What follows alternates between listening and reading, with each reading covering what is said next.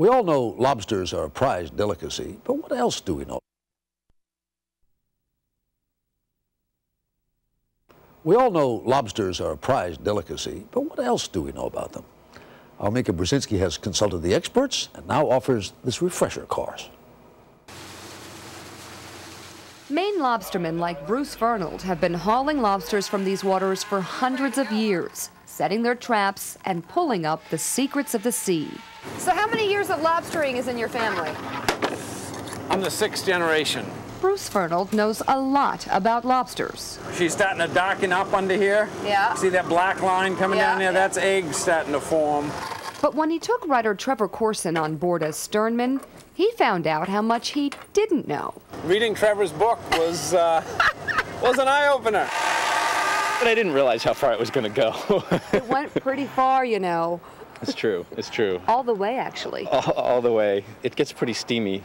Steamy is a word you might expect to use to talk about cooking lobsters, but we're not talking about that kind of steam.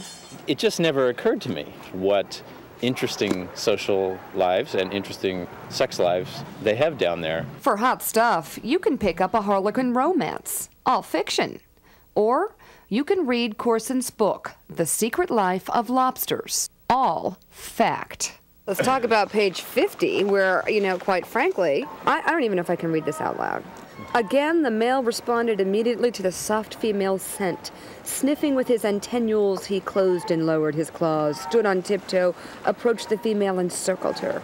Is this the body that makes girl lobsters swoon? The face they'd climb out of their shells for? Apparently so. I learned a lot more about lobsters and, shall we say, the romantic side of lobster life than I had ever imagined there was to know. The romantic side of lobster life is scientist Diane Cowan's passion. I'm absolutely fascinated with this animal, and I have been for most of my life. She's the Jane Goodall of lobsters, obsessed with crustacean science ever since she wrote a paper on it in 9th grade. It's one of my tagged ones.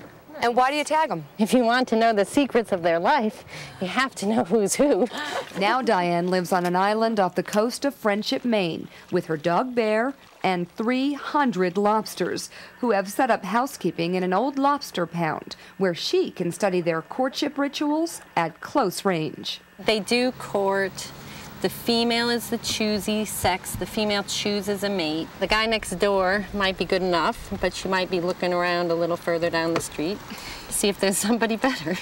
And what's the male lobster doing? And the guy's set up house for the female. Get a nice shelter, and he has to have a nice place or she's not going to move in with him. My husband should learn a thing or two from the guy over there doing the work in Lobster Shack 13. And if this all sounds just a bit too metrosexual, there is a dark side. Male lobsters can't stop fighting. They have to fight in order to decide who's in charge of the territory. Scientists have found out that the females wait in turn to all mate with that one dominant male. So once he's proven that he's the bully of the neighborhood, he just sits back and they come. But beneath that tough guy exterior, that hard shell, there is a tender side, which inspires the female to come out of her shell, literally. She'll be just like a blob of jelly. So the male has to be very gentle. And since she's so soft, he has to cradle her in his legs and hold her up off the bottom so he doesn't crush her. So are we talking about lobsters here or humans?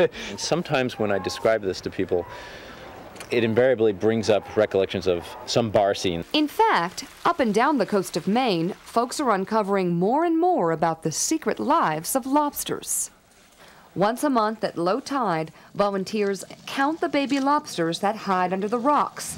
Carapace is 30. Recording their vital statistics to send back to Diane Cowan and the folks at the Lobster Conservancy. Lobsters live for maybe 70 to 100 years. They have a very long childhood. They also have something that is like adolescence. They go through something like puberty. What do you think of the work the scientists have done to discover these things? I think in the last 10 or 15 years, we've been working closer and closer with the scientists. We respect them, and I think they respect us. So it's working. It's working. Here in Maine, there's a lobster boom, and nobody knows exactly why. Could it be the lobster's active sex life?